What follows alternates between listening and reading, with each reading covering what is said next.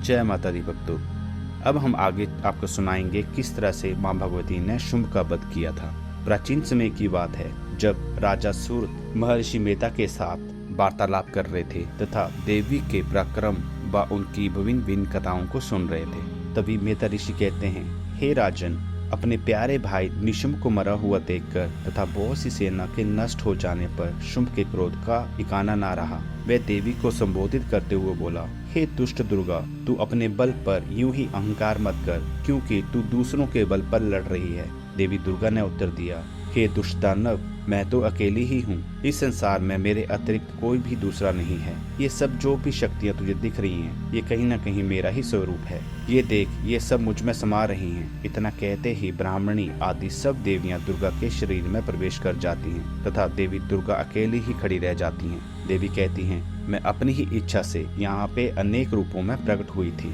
अब मैंने उन सब स्वरूपों को अपने में समेट लिया है। अब मैं युद्ध के मैदान में अकेली खड़ी हूँ। तू भी यहाँ युद्ध के मैदान में स्थिर भाव से ठहर जा। ऋषि कहते हैं, तब देवताओं और राक्षसों के देखते ही देखते देवी और शुंभ में भयंकर युद्ध छिड़ जाता है। देवी दुर्गा ने सैकड़ों अस्त्रों शस्त्रों का प्रयोग किया। शुंभ ने भी भयंकर अस्त्र शस्त्र चलाए। उनके इस भयंकर युद्ध से तीनों लोग कंपायमान हो गए।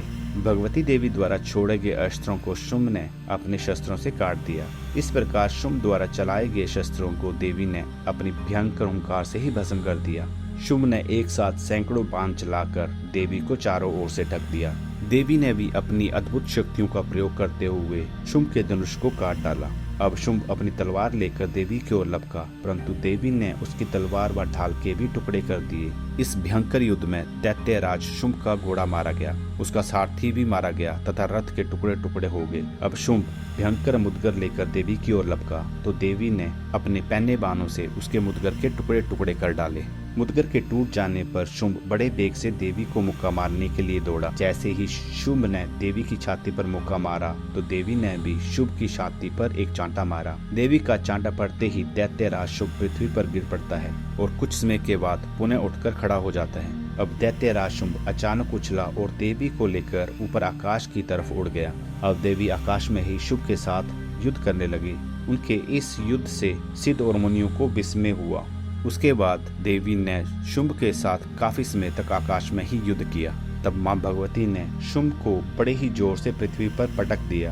पृथ्वी पर पटके जाने पर भी वह दुष्ट आत्मा पुनः खड़ा होकर देवी का वध करने की इच्छा से उनकी ओर बड़े वेग से दौड़ता है। दैत्यराज शुंभ को अपनी ओर आता देखकर देवी ने अपने त्रिशूल से उसकी छाती छेदकर पृथ्वी पर गिरा दिया। देवी के त्रिशूल से घायल होने पर दैत्य शुंभ के प्राण बघेरू उड़ जाते हैं और वह समुद्रों, द्वीपों तथा पर्वतों से समूची पृथ्वी को कंपायमान करता हुआ पृथ्वी पर आ गिरता है।